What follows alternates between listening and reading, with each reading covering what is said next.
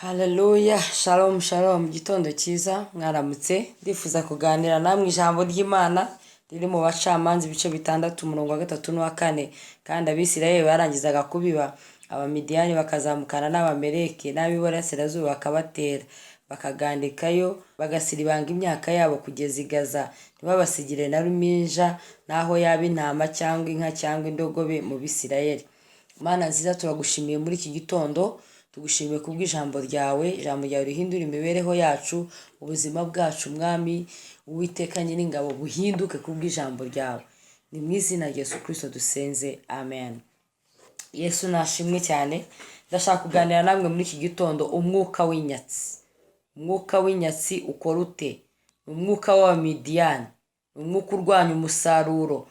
Bibiliya iravuga ngo Abisirayeli bakoze ibyaha ngo bituma Imana ibahana imyaka 7 mu maboko y'Abamidiyani. Iyo dukora ibyaha, iyo turi abanyabyaha, iyo tutumvira Imana, biha umwanzi wacu ububasha bwo kutuboha. Icyo ni icyambere. Cya kabiri, ngo kubera yuko Abamidiyani bazengereje Abisirayeli, ngo Abamidiyani banesha Abisirayeli, batera Abisirayeli gushaka aho kwihisha mu bihanamanga byo mu misozi no mu buvumo no mu bihome. Iyo turi abanyabyaha mu buzima bwacu, bituma umwanzi atugiraho imbaraga, tukabura aho twihisha, tukabura ijambo, tukabura uko turwana nawe. Uyu mwuka w'inyatsi ni umwuka ukwambura ibintu byose, ugabura naho wowe wihisha muri bagenzi bawe ukabacikamo, inshuti ukazicikamo, umuryango ukawucikamo. Si ibyo gusa, ngo ni umwuka umenya yuko igihe cyawe cyo kubiba kigeze, warangije kubiba. Ni umwuka ukureka ugashora imbaraga zawe mu kintu, warangiza uyu mwuka ukakubuza umutekano, ukaza ibintu byose wabibye, ibintu byose witeguyemo umusaruro, amafaranga wabibye. Yesu nashimwe cyane. Igishoro washoye ikakureka ukabyara abana bose, ikabicisha ibiyobyabwenge, ikakureka ukabona fiance, bwarangiza ubukwe bugapfa. N'imbaraga imenya igihe cyo gusarura kwawe. Yesu nashimwe cyane. Rero muri iki gitondo nshuti yanjye, ngo barazaga bagatwara intama, bagatwara indogobe, bagatwara inka, bagatwara ikintu cyose. Uyu mwuka w'inyatsi nta kintu usiga. Icyambere, intama mu Bisirayeli, intama bazikoreshaga mu gutanga ibitambo. Ni imbaraga itwara amaturo yawe yose.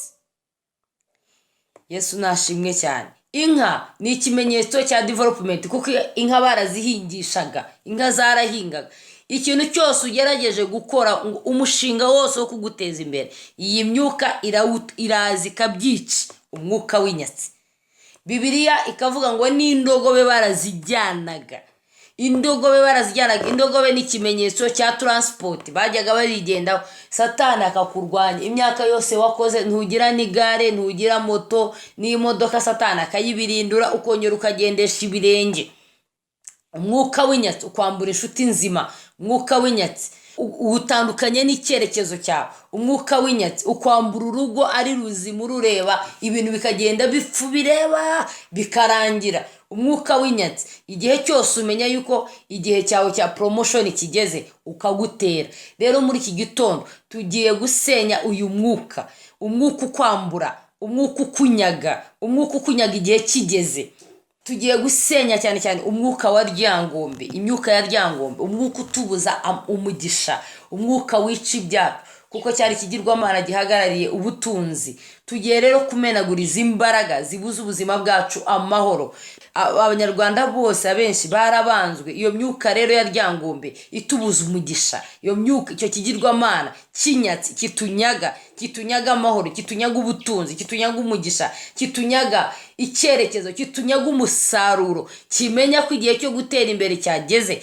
Iyo mbaraga ituma ireka ugafata kredi, yarangiza ikarwanya umusaruro wa kredi, ibyawe byose bigatezwa cyamunara, ugasubira mu butindi. Umwuka w'inyatsi ni umwuka uduhindura abatindi. Rero tugiye gusenga muri iki gitondo, tumenagura imbaraga z'Abamidiyani, imbaraga za ryangombe, tumenagura uyu mwuka. Tuvuga ngo mu izina rya Yesu, uyu mudayimoni, uyu mwuka, iyi mandwa, uyu mucwezi witwa ryangombe nave mu byacu. mu izina rya Yesu Kristo, ryangombe arekure ibyawe. Iyi myuka y'abamidiyani tugiye kuyimenagurisha amaraso ya Yesu Kristo. Umwuka w'inyatsi, umwuka utwambura amahirwe, umwuka utwambura inshuti nzima, umwuka utwambura viziyo, umwuka utwiba ejo hacu hazaza tukahabura. Rero muri iki gitondo wowe unyumva, uyu munsi wiri gusenya umwuka w'inyatsi, uvuga uti ryangombe kuko cyari ikigirwamana abanyarwanda basengaga bagisaba ubutunzi, ubwire ryangombe uti dekura inka zanjye, dekura indogobe zanjye, dekura intama zanjye, dekura amatungo yanjye, dekura imyaka yanjye. Izi mbaraga z'inyatsi zitwikira ubuzima bwawe kubera ibibazo ufite byinshi, abantu bakabona baracecwe kandi ukiri muto ugacanganyikirwa, zikenyura abantu. Iyi ni imbaraga imenya kuzakira ikakwica mbere yuko winjira mu byawe. Nimenya yuko mu bana bawe hari umwana ufite umugisha, ufite inyenyeri, ikayifatira ikananiza urubyaro rwawe kugira icyo rugeraho.